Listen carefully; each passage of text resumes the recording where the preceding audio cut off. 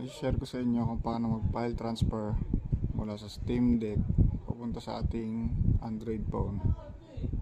So, pupunta kayo ng Discovery,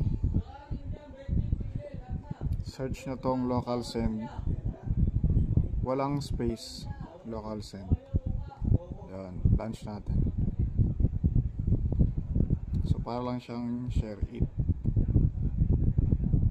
So, files, hanapin nyo yung files na isa-send nyo.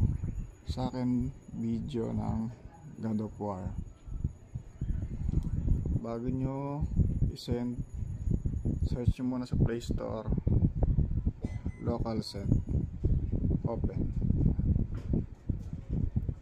So, hanapin nyo na yan ang device nyo. Send file, open. Kasi ito yung device natin. Ano? Send. Ano siya? Accept. So done. Nandito na yun sa gallery.